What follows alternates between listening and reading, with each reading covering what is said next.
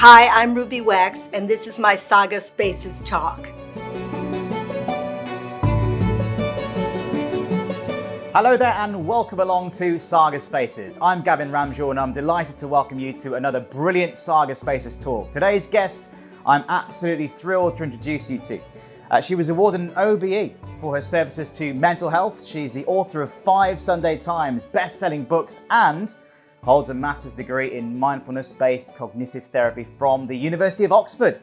She's also a comedian, presenter, performer and campaigner and a revered household name. Please welcome the one and only Ruby Wax. Ruby, great to meet you and Hi. Thank you for joining us here on Saga Spaces. How are you doing? Yeah, there's my standard answer. Fine. How are you? I'm all the more happy for speaking to you today, so thank you so much for your time. So, without further ado then, I'd like to hand you over to Ruby Wax for your Saga Spaces talk, The Road Less Frazzled. Look forward to chatting to you after, Ruby. Okay, thanks very much. Well, a lot of people would like to know how I got into this business, having been on television for 25 years. But let me explain. I have a mental illness. We're not going to talk about mental illness today, but just so you know, I didn't really want anybody to find out because good luck holding on to your job. So about 15 years ago, Comic Relief asked me to pose for a photo because they wanted to raise some money for mental health charity. I said, okay. But I thought it was going to be a thumbnail clipping of a photo.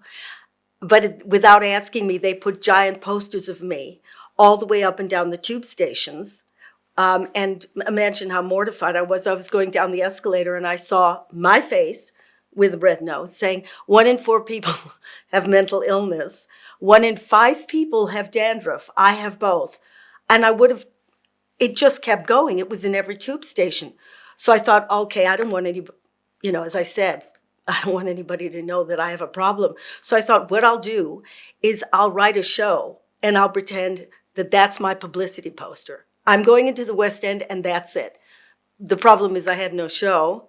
So I wrote one very quickly and I was very apprehensive about admitting that I was the 1 in 4. I don't have dandruff, by the way. So I performed in mental institutions for 2 years to my people and they loved it. Well, I couldn't tell because they weren't always facing forward. But, and I made a little joke. I used to say the bipolars would review me saying I laughed, I cried. Anyway, I loved those years, but I decided somebody offered to take it out of the mental institution and I performed it in every country. I went to Australia, New Zealand, Cape Town, America, the UK. I traveled with it, but I decided not to just do it for 1 in 4. You know who you are, my people.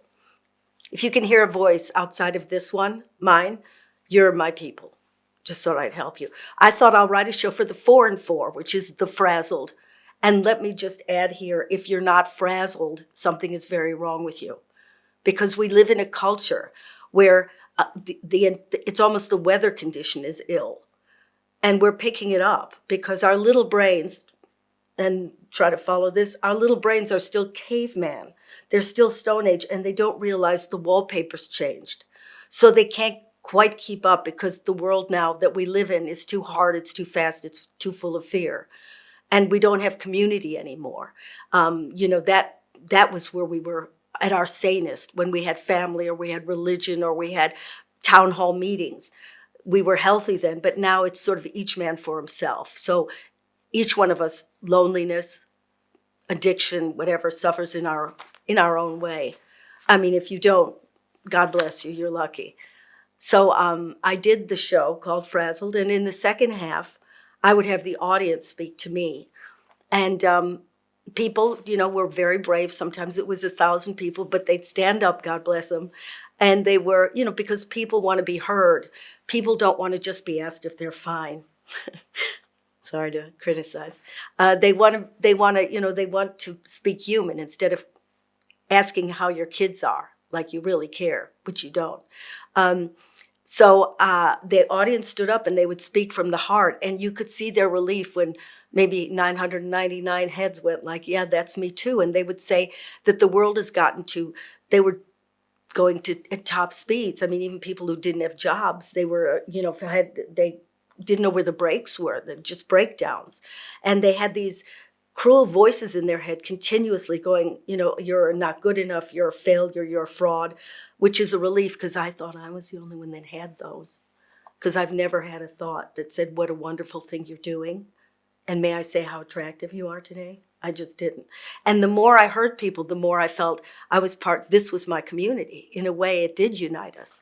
But let me just explain, there is a difference between being frazzled and having a mental illness. So let's just separate that here.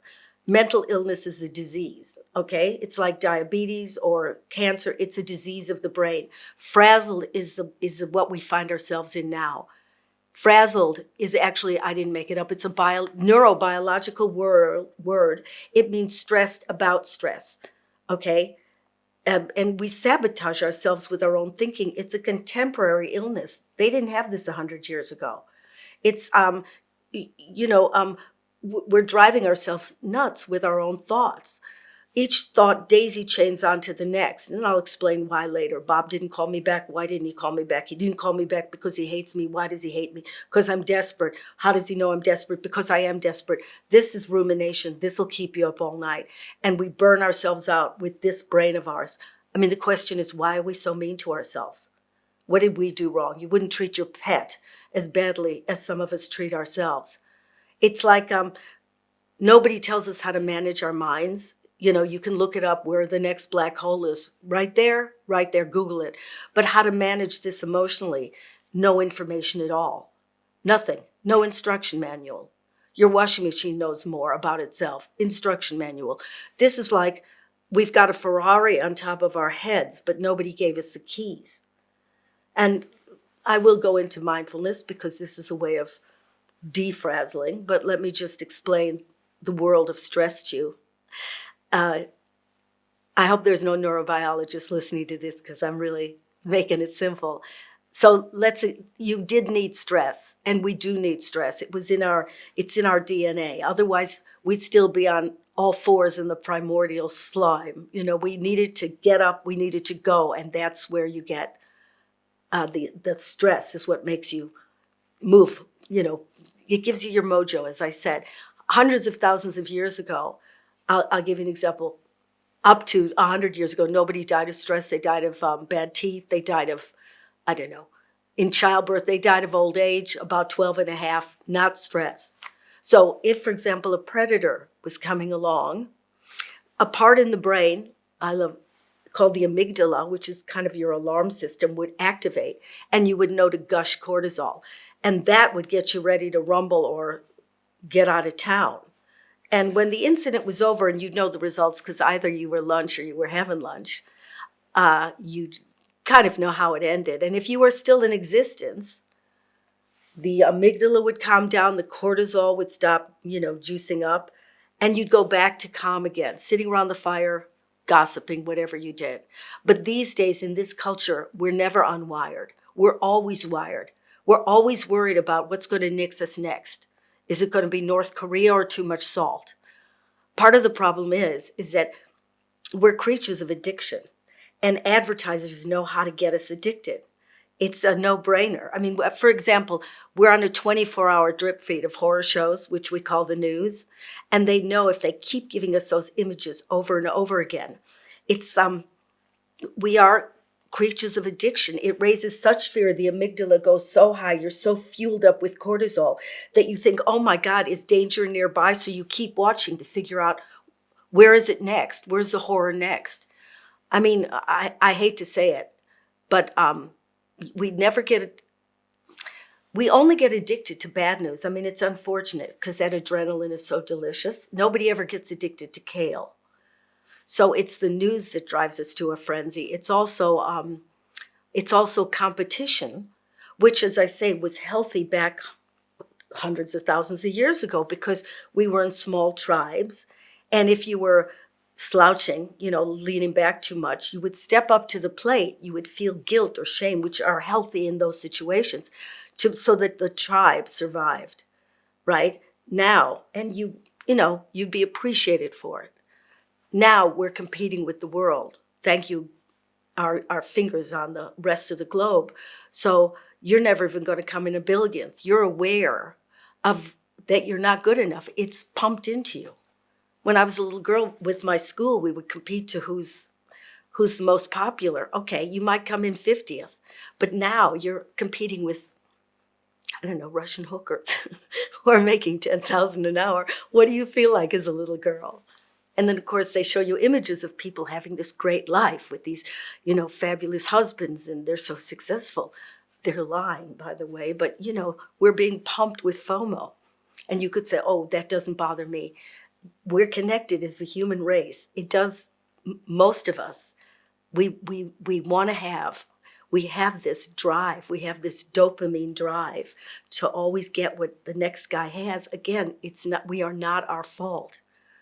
And advertisers know how to make us hungry. We get this idea that we won't be happy unless we buy the product. So, in the old days, in the 50s, 60s, 70s, 80s, they put billboards up you could turn away. Now it's coming up on your screen, and they know exactly what turns on your dopamine. So, for example, I get a pair of shoes coming up and I'll ignore it. They know when I'm just about to cold turkey, and they'll put another pair of shoes up, but they're slightly cheaper. They just know we're kind of manipulated by these, Machiavellian engineers. So we're in a constant state of this yearning, chasing it. And the chase is much better than the kill. When you get the Amazon package, it's the unwrapping, but then you see it, you never look at it again. That's just how we are as humans. So I was really curious at one point in my life how I could defuel myself. There, again, no instruction manual. How could I get the cortisol down? So how could I self-regulate? And also, P.S., and I'm not talking about mental illness today, how could I deal with my depression? There is no magic pill, but maybe I could see it when it's coming, so I could do something about it. How can I have a look at this inner landscape? Because I know knowledge is power, so I don't want to be at the mercy of my addictions. And we are, I'm sorry to go on, addicted to even everything. I mean, emails, who can write one? I'm up at 2 a.m. My fingers are in an orgy of activity. I can't stop writing. Eventually, I'm so hungry for communication, I start answering spam. But I'm not going to badmouth technology. Okay, let's just put that out. I love technology. You can order a husband at 2 a.m. What's not to like? My dream is, by the way, is that a drone will someday come in my bedroom and shave my legs. That's just me going off-piste. Anyway, let me explain. So I really wanted to find a way I could bring down my cortisol myself, because I know that that's probably the most important thing we could do is self-regulate.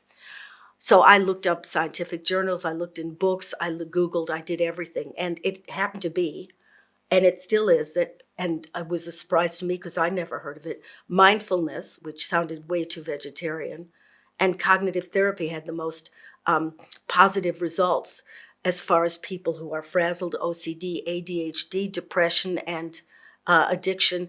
Listen, it's not for everybody. We're all different fingerprints, but it certainly had some impressive results in the MRI scanner. So I really wanted to learn, and I found out one of the creators of mindfulness-based cognitive therapy. They put the two together, and it was a professor at Oxford. So I hunted him down because I have the drive of a Rottweiler, which is perfect for a career, but terrible for mental health. So I found him and I said, what goes on in the mind, okay? Don't give me an angel card. What happens in the meat? You understand? What happens in the brain? Because I don't have time in my life. It's got to change in here. And he said, little bit of a smirk, if you want to find out about what it does neurologically, you'd have to get into Oxford and get your master's. So I did, and nobody was as surprised as that man. Because I love the science of mindfulness, and I love, watching that scanner when you put people in who've even practiced for a week. So your next question might be, what is mindfulness? So I'll explain it. Of course, now the problem with it is, if I explain it, you have to do it every day. It's like going to the gym. You're not going to get a six-pack with one sit-up. You may dream it, and you may, try to get away with it. So if I explain it, we won't just do it and then that's mindfulness. forget it. But everything you've ever learned in your life was by rote, from standing up to playing tennis to playing piano. It has to be repeated.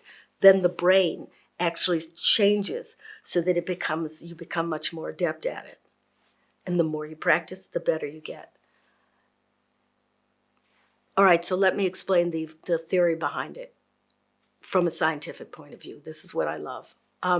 Is that, as I said, we live in a society now where the amygdala is constantly up, wired, for most of us, okay? We have no way of returning it. I mean, you can play golf, you can jog, but that isn't training the brain. That's just getting some relief from the endorphins, which I'm not knocking. But you go back to the office and it's up again. So the amygdala is up. Now, just go with me on this. When you bring your focus to one of your senses, and you know what they are, sight, sound, taste, touch, smell. When you bring your focus to one of those, automatically you're activating a totally different part of your brain called the insula. It's a little more complicated, but you can't have that amygdala with the gabbling thoughts and the high fuel and focused on a sense at the same time. It's one or the other. Do you understand? It's like being in a race car or any car. You can't be in 2 gears at once and still drive it. But the idea isn't just to take it to the sense. What happens is the thoughts take it over again because we're creatures that think. Now, mindfulness is not about blanking the brain. I can't say it enough times. The exercise is just like a sit-up, but now it's mental. You take the gabbling, you bring it back to the sense. The thoughts will come again. The insula is activated. You take it back to the sense. And just like doing a sit-up, from lying down to getting up to, which just looks as ridiculous as probably sitting doing mindfulness, down, up, you develop these abdominal muscles. With each one of these, watching the thoughts and taking it back, you're developing more neural connections on the insula, which means when the shit hits the fan, right, and you're highly stressed, you're able to bring down that cortisol or just bring it down in general when you want to. I mean, we're creatures that are going to get stressed, but it doesn't you know, you're going to get stressed, but what you do next about it is up to you.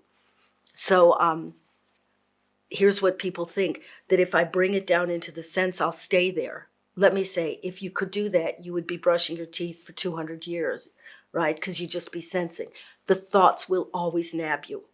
And then you take it down and and then you realize if you can actually control when you're sensing, when you're thinking, the thoughts are not something, they're not solid. They're not hardwired, that they come and go more like the weather. Do you know, some are cloudy, some are thunderous, some are whatever. The thoughts, if you don't grab on, they keep coming. So some are nice, some are mean, some are adorable, some are pornographic. You can sit back and watch the show rather than getting dragged all day and all night into yet another loop. They say we spend 80% of our lives mind wandering. I may be able to do mindfulness, but I can't say it. You can have a choice. You can say, I'm just going to let this go, but boy, will you get frazzled, or you can pull it down. So I'll show you a little bit how to do mindfulness, all right? But as I say again, it doesn't mean that your mind will change. But a few days of it, it'll get the idea. And of course, what I loved was watching people in an MRI scanner, is that you do watch the insula get more and more buff, and the amygdala deactivates. So what we'll do is we're all sitting, but I wrote a book called Frazzled. You can do it anywhere. But we're sitting, so let's stay sitting. You want to get in touch with your physical, with the senses, because those are real. The thoughts are much more transient. So if you're sitting, just relax the shoulders, maybe sit with one disc over the other one and your head relaxed, but not slouched. If you can, just let it go. And then send your attention as far away from this gabbling brain as you can, which would be probably your feet. So just go along with this, okay? Just see if you can sense both feet where they contact the ground. It's probably new for some people, but just see if you can sense both footprints. The weight of both feet where they're making contact. It's a physical sensation. You're not looking for an explanation. You're just trying to sense it. Or then just let that image go. And now bring your focus to where you're making contact with the chair, so you really feel your weight, the outline of your body where it imprints the chair. Sense of gravity pulling you down. Okay, now just let that go. And I'll bring you to another sense, which is listening, hearing, sound. So just listen. Tune into the sound.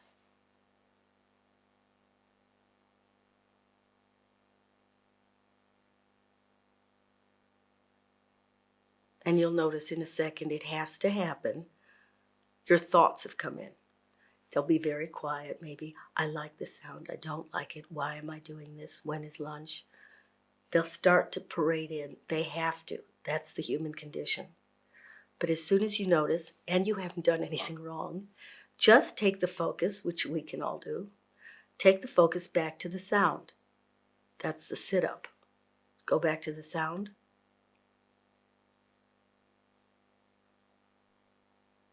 Thoughts will come in.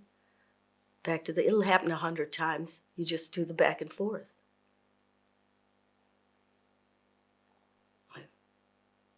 And if you want to try it with another sense, let go of the sound and just notice where you're breathing. You are breathing, so just locate it. Is it in your nose, throat, chest? And track it. So you notice the air coming in. Is it cool? Is it long? Is it deep? And the thoughts come in, they have to. And go back to the breathing.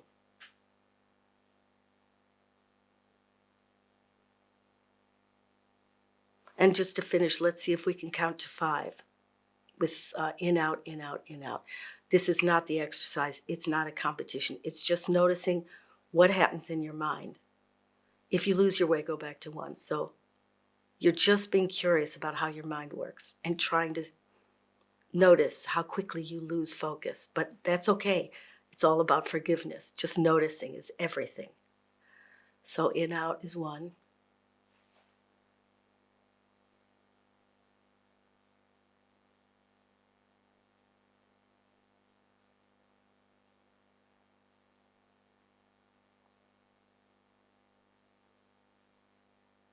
Okay, if you just notice 1 breath in there, you've done really well. But it's more interesting than that.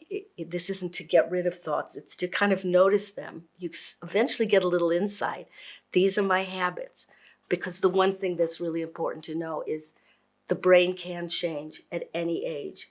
This is why I loved Oxford, is there is such a thing called neuroplasticity, which should be on every headline of every newspaper every day of the week, that the mind is malleable. And the more you use it, the more you won't lose it. And what it is to recognize that if you have 86 billion neurons and trillions of connections, when you intentionally do mindfulness, they loosen up a little bit. There's a chemical that's released. So you're not so, you're not holding on to your beliefs so much. You're releasing it so they can eventually create new habits. For example, if people describe themselves as, I'm an aggressive person, I'm a victim, I'm whatever, this is just, you've talked yourself into it. We aren't born with personality. You have a proclivity, gene-wise. You're given a deck of cards, but how you play them is up to you. So if you repeat getting angry all the time, I was very addicted to anger. It was my drug of choice. You will be angry. They will hardwire, and that's you. And they even have done an experiment with women who think they're victims. They send them into a room, and they will always find the perpetrator. They put little electrodes on their eyes so that they can keep it going. I'm a victim. But with this mindfulness, it gives you a kind of, it breaks those neurons. And you start to question, are these thoughts real? This distancing from the thoughts means there's a relaxation in the brain. And something else, somebody was saying that Gloria Gaynor used to sing that song, I Am What I Am. Well, you aren't what you are anymore. So she's going to have to change those lyrics. But very few things rhyme with neuroplasticity. But at any age, remember, you can change that brain. The ones that wire together, fire together.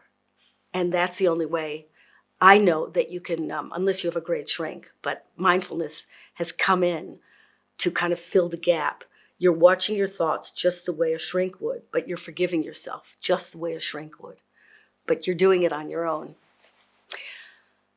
Something else it enhances is the anterior cingulate cortex, which is in charge of your focus and your attention. And the one thing we lose in this world, our most precious commodity, is attention. And we give it away to engineers on Google, or we give it away. But to me, if you want my definition of happiness, it's being able to pay attention to what you want and pull away from where you don't want it. I mean, it's if you can give somebody your attention, then they will love you forever. I mean, that's what people crave, and they'll give you anything. If you can try and get in the mind of another person and see how they see the world, that's giving them your attention. But that's not easy, because the world we live in now, on average, our eyes flit every 1.2 seconds. Again, it's a throwback to when we were back in the savannah, because we needed to distinguish really quickly, is it a snake, is it a stick? But now we're flitting even more because we're looking around, who thinks this of me? Maybe I should have that. I'm not powerful enough. I have to have this. We're flicking more than we are living. So another thing that mindfulness does is it allows you to focus. I mean, I notice this in myself, on where you want it. Because I used to never pay attention to my kids when they were growing up. They'd come up and go, what were we like at 3? And I'd go, don't tell me, I know the name. Because I was on the phone the whole time. And I even hid it under a Santa beard at Christmas so they would know. They knew. People know when you're giving them your attention. You think that you're faking it, but they know your mind is out of town. So these days, and it's not 100%, when my kids are talking and I'm aware that I'm also on the computer, on a good day, I can put down the lid. And so, I mean, I really think just for being able to focus attention is enough of a gift. You won't get that with jogging or a six-pack. A six-pack will get you a lot of hot dates, but it won't make you live long enough and live a healthier life. Before I finish, let me just say, people think this is just a mind thing, roll their eyes. Oh, the mind is such a mind. It's your imagination. The mind is the mothership. And when the cortisol starts gushing and the amygdala goes up, it sends information all the way down your body. The adrenal glands release down here, and then you're open season for almost every physical disease going. Certain heart disease, certain cancers, diabetes 2, infertility, obesity, and premature aging. So if you take care of the mothership, the repercussions is your immune system gets stronger. Well, I could go on, but the science is what I love about it. You can go online and see my course at rubywax.net or read Frazzled. It's called A Mindfulness Guide for the Frazzled, which I stole from my professor, and he gave me his blessing. So they even have something called mindfulness these days, how to get mindfulness through origami. It's a technique. It can't be faked. You need to go to a professional. Okay, there's a lot of, mumbo jumbo, but the exercise is what enhances those brain muscles. And I think in the future, if we're going to have a future, we have to upgrade our minds as much as we've upgraded our iPhones. And I hope it'll be less about survival of the fittest, but more about survival of the wisest. So thank you very much. Ruby, thank you so much for your talk today. Superb and insightful. And thanks to our audience members as well for watching. I hope you'll join us again soon for another Saga Spaces talk. We'll see you next time.